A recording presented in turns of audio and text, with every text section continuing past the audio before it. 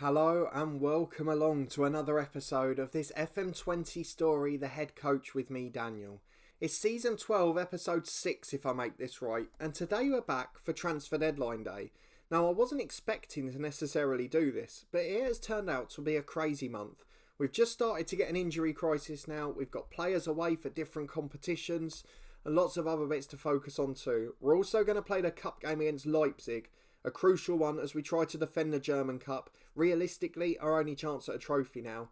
And we'll skip the Augsburg game in a moment. But it is 8 AM on transfer deadline day, which means we've got a lot to get through. So we're going to take part, we'll deal with a press conference in a minute, and we'll head through the day. There's one bit we've got to look at first, and that is transfers already done.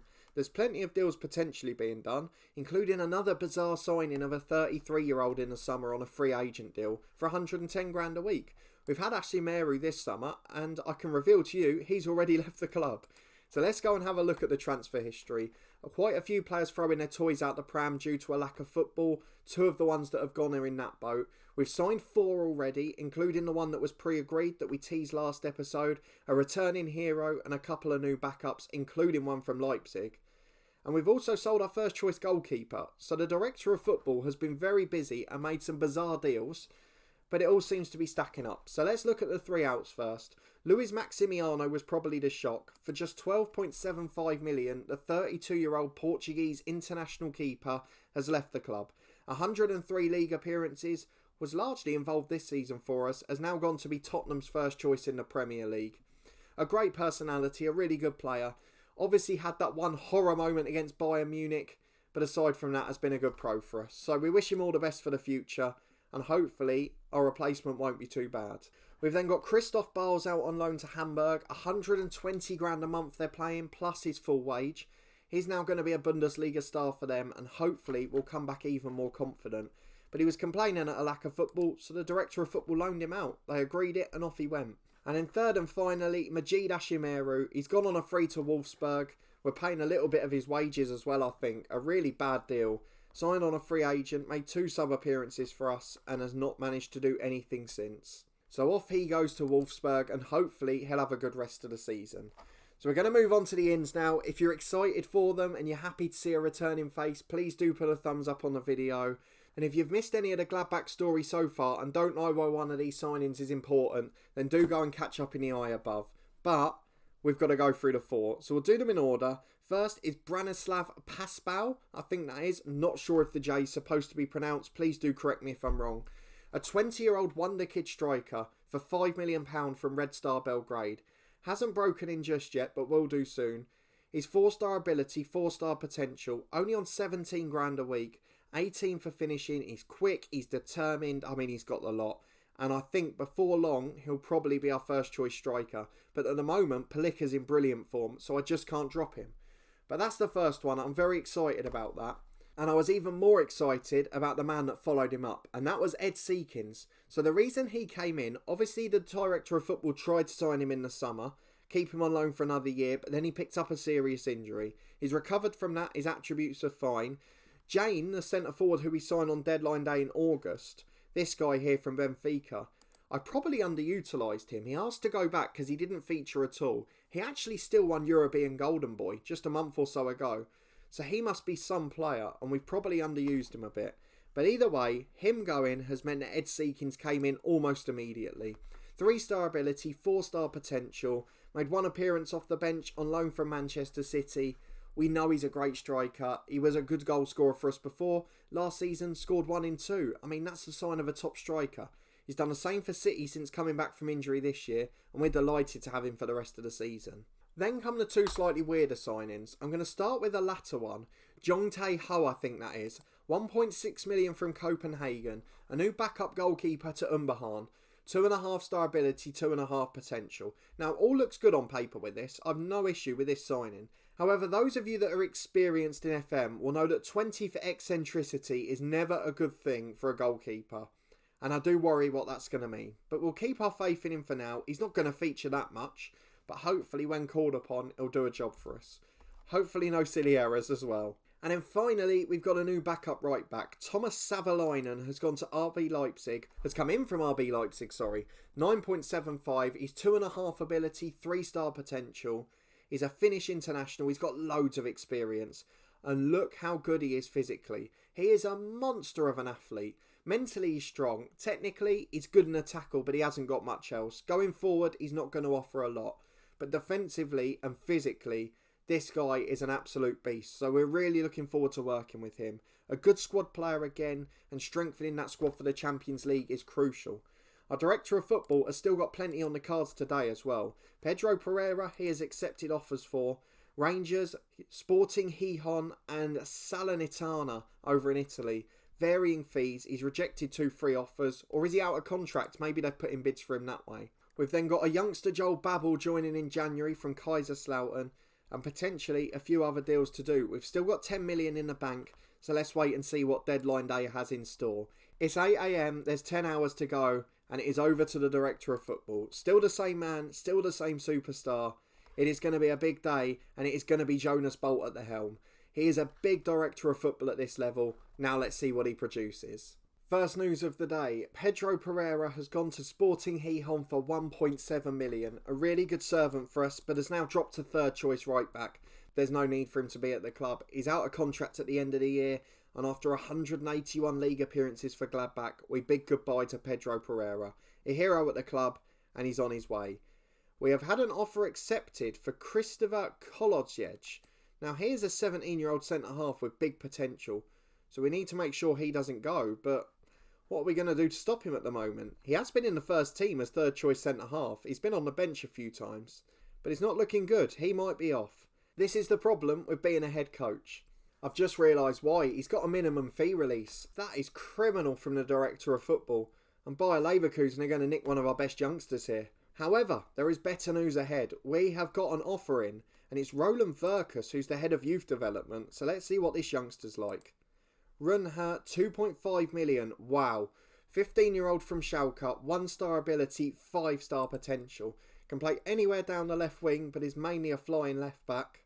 And he looks like a potential superstar. I've got no problems with him joining. We've got Nico Perry being offered a contract by Kaiserslautern.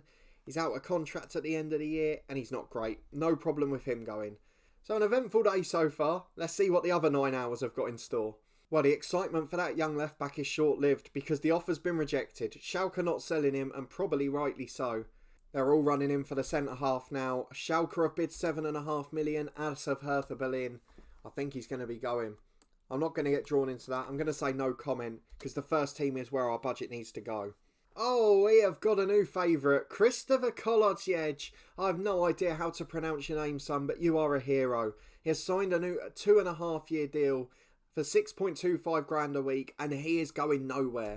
An hour and 15 minutes to go, and things have started to go a bit mad. We have got a sign-in, and it's all happened very quickly. So there's an offer for Brooker. Now, this is the guy at the start of the day who was in our transfer centre. There'd been an offer for him, and it had been rejected. So there's another bid in here, 10 million, with a buyback of £30 million. That's a bizarre one. Felix Brooker, he's a wonder kid. Wow. 20 years of age, he's worth 25 million already, so surely they'll just buy him back in the summer. 3-star ability, 4.5 potential. Deep line playmaker, can play at the base of a midfield 5, or he can play in central midfield. He's decent as the Mazzala too. He looks a proper good player. I am delighted with that deal. 63 grand a week. And our director of football, I know he's got a buyback clause, but to be honest, we're going to be gone by the time that affects us. We wanted something to help us this season. And I think, to be fair there, we have got it. That's a fantastic deal. And what a way to end deadline day. He's gone big at the end, and he has succeeded. Transfer deadline day is over. I'm afraid that is the only deal of the day. Wage expenditure, let's have a look at it. We are 7th in the league still, joint with Wolfsburg. That shows how well we're doing to compete at the top. I mean, Dortmund have been the runaway leaders, but to be fair, we're much on their tails in second, and no one else can say that.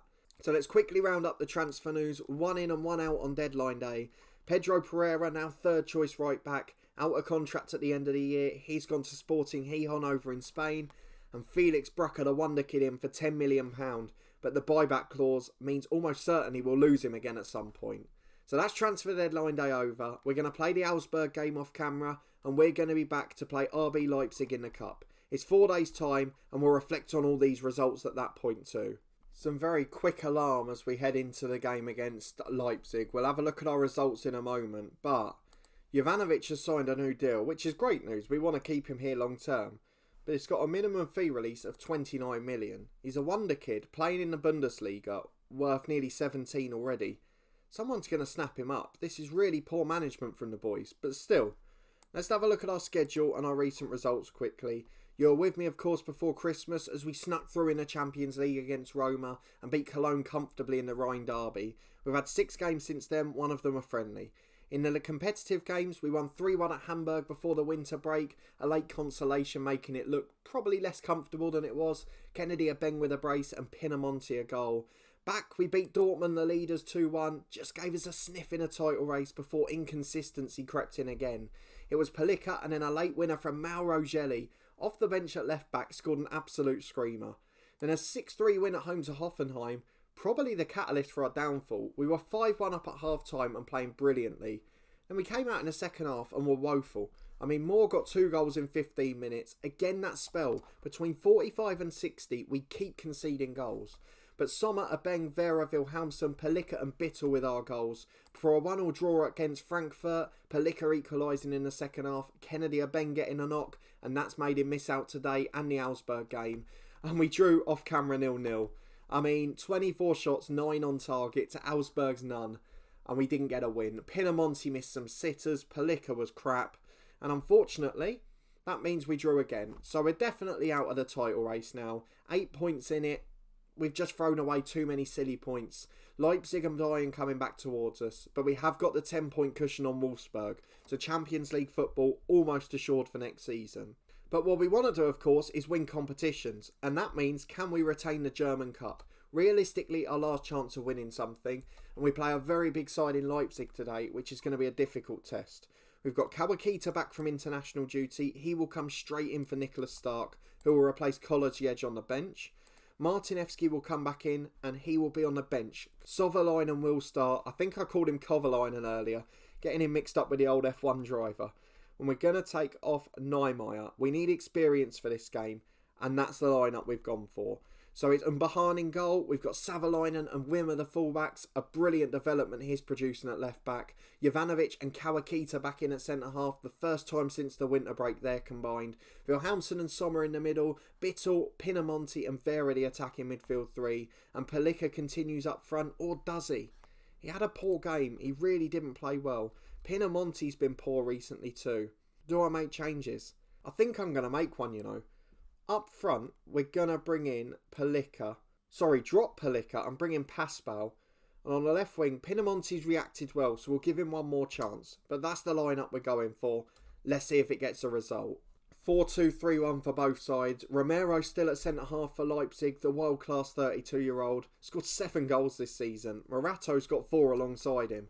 So it's clear to see where their threat comes from. Duto on the right wing on 300 grand a week, still a top-class player. And we're going to ask the boys to prove a point. Rui Pedro Silva agrees. Kawakita, no, he's not in perfect condition, but he is one of 2 very good centre-halves here. So let's get him in the lineup. And we get the first highlight almost straight from the kickoff. Sovalainen picks it up at right back as we try and build an attack from the back. An early lead would dispel the problems from the last game where we just couldn't get off the mark. It's Pinamonti on the left, charging into the box. Beats 2, he's lost out. And Kaminski gets it away to Dutel. Long clearance downfield, and it might be a Leipzig chance early. Bachinga to Mastanov, he's in 1-on-1. Where's the defence gone? Brilliant save by Umbahan. But that is a very worrying sign in the first minute of the game. From our attack, we almost conceded. And now Dutel takes the corner. We know Romero's a threat. Pinamonti heads away as far as Ernst. Pressure on him, but he's still got the ball and finds the centre midfielder. Going backwards, all the way to Kaminski, and the highlight ends. 2 minutes gone, Leipzig have had the first good chance. And they've got a throw in at right back now, and they find Dutel. A chance to play out from the back. They look really confident early on, as Jovanovic wins the header. Here's Wilhelmsen. Kawakita into Bittel. Cutting in from that right, not a position he's really played before, but with Abeng injured, we don't have many options. Sovalainen on the right. Finds Wilhelmsen. Good chance for the Nordic players to get on the ball, but he's lost out to Ernst and now Hassan. It is too good from Leipzig. They're better in the press and they're getting away with it. And Dutel gets to that one first as well. Beats Wimmer to it. Beats two men. Sovalainen makes the tackle. And Kawakita hacks clear. But it's another wave of attacks. We look all over the place here. It is all RB Leipzig. Moldovan. Great ball for Mastanov. And a brilliant save for Umbahan. But my word, we are getting outplayed here. We're going to have to drop to balanced after this corner. Ernst is delivering the ball in again. Headed over the bar. And we are living a very charmed life in front of our goal now. Throwing on the side for Hassan. Finds Buchinga. Back to Leroux. Inside to Morato. Out to Hassan, the left back. He's got a chance to get it forward here, but instead switches it across to Romero.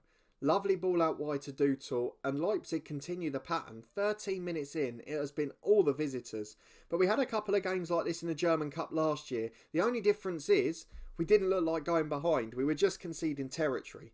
But early on, that one's wide of the post, and we still survive at 0-0 despite a very shaky performance. Jovanovic on a yellow card. We're going to demand more as we defend a corner. Ernst puts it in. Good goalkeeping, Umbahan. Really good work to come and claim that. The fullbacks have split. Now what's he going to do? Are you going to find someone? He goes short to Kawakita. Jovanovic. Here's the style. We said we were going to play it out from the back, and he's just hoofed it 70 yards. Romero mops it up, and Hassan can start another attack. Leipzig all over us at present. Romero goes long, and it's brought down by Mastanov. 2 over on the left, but switches it into midfield. Finds Hassan, and now they do work down that left to Moldovan. He's been really good so far. Beats the fullback into Mastanov. And he's missed another sitter there. That's a great chance. And he's wide of the post for a goal kick. 25 gone. We're focused after the feedback. And Leipzig overwhelmed according to that. But the body language is not being replicated in the performance. Although we have got a chance coming forward here. Sommer picks it up from the left back. Wimmer's throwing. Into the box alone unopposed. And a shot. A good one on target. But straight at the keeper who holds pretty comfortably. And we're playing out at the back again. Kawakita exchanging passes with the keeper. He finds Savalainen. Oh, he's giving it away. What a bad performance this has been. So sloppy. Moldovan's shot is miles off target. Almost goes out for a throw-in. But there are a lot of disturbing signs in this half of football. We have not been at the races at all. At half-time, it's Gladbach 0, Leipzig 0. We're going to challenge the boys to prove a point. Let's see what they can do with it. And we'll start the second half hoping that we can get a bit more out of it. 2 minutes into the second half and it remains 0-0. But it's a goal kick for Leipzig. Long ball forward down to the wing. Pinamonti wins a header. Finds Paspal, who's basically been a passenger in this game. Finds Pinamonti on the left. His cross is blocked. There's no quality at all. Jovanovic's header loses out. Second ball to Kawakita. He just hoofs it long downfield. Paspal's on the end of it. He's had a quiet game, but he has a great chance there. And he's put it straight into the keeper's arms. Tips it wide for a corner kick, and it will be delivered by Wilhelmsen. An outswinging delivery. There's men in the box. Paspal's one of them. Loses out. It falls for Vera. Can he get the ball in the box on the right? Inside to Kawakita. Back to the right back Savalainen, and the highlight ends. I mean, this has not been a good performance. There's not much more I can say. It's a tense game. There's not a lot in it. And we've been okay since dropping to a balanced mentality. But we're going to ask for some passion, and we're going to go and make some changes.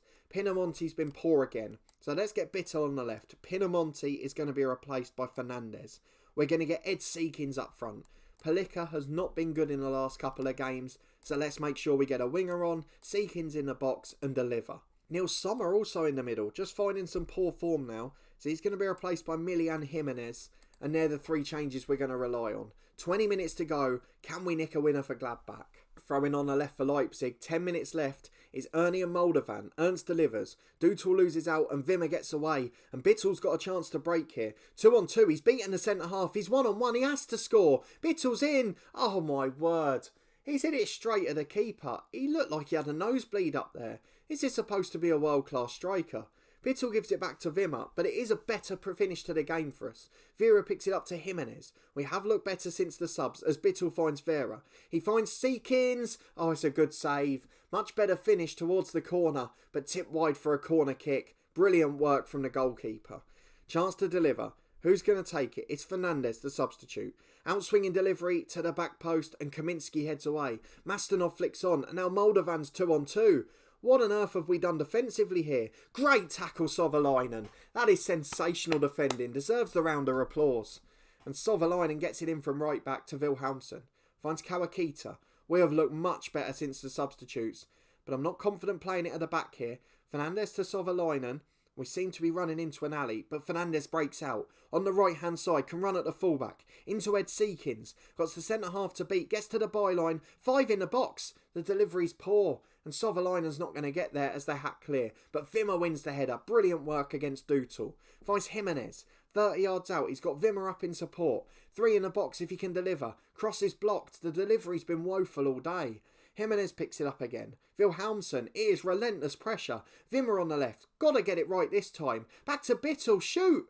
Finds Vera! And we do score! Vera makes it 1-0 to Gladbach. That is thoroughly deserved on the last 10 minutes. And Gladbach lead 1-0. And it looks like we're heading into the quarter-final. 1 minute plus stoppage time to go. Let's drop those fullbacks. Let's drop those wingers. Let's drop Wilhelmsen as well. There is absolutely no need for us to get to attacking here. We'll even drop Vera. Into stoppage time we go. We're going to drop the line of engagement. We often do. We're not going to close down the goalkeeper. We're going to be more disciplined. We're going to time waste. And we're going to drop the tempo. Everything you would expect from us. With 2 minutes of stoppage time to go. We're going to do it. It's a 1-0 win for Gladbach. Again in front of goal. 11 shots on target and struggle to get the breakthrough. Missed some gilt-edged chances in that second half. A lot of strikers are in poor form, but we got the winner, and it's the number 10, Vera, who's the star. 4 assists in that 6-3 win a few weeks back, and he has got the winner to take us through to the German Cup quarter-final. What an absolute hero he is. A brilliant victory. I mean, Dortmund have got through, but aside from that, there's not many big boys left in it. Leipzig out to us, Bayer Leverkusen out, Stuttgart have had a good season, they're out. Bayern Munich weren't even in the last 16. So, to be honest, I fancy our chances at defending this if we play to our best, and to win another trophy would be a huge achievement. But otherwise, a brilliant episode, an interesting transfer deadline day, and a fantastic end to that match there. I think you all know when we're next going to be back. The United job hasn't crept up yet, so it looks like we will be in the Gladbach dugout, and we are going to skip ahead to the second leg. Mid-March, a massive game in the Champions League, a last 16 knockout tie, and let's hope we go to Old Trafford with a chance of still getting through.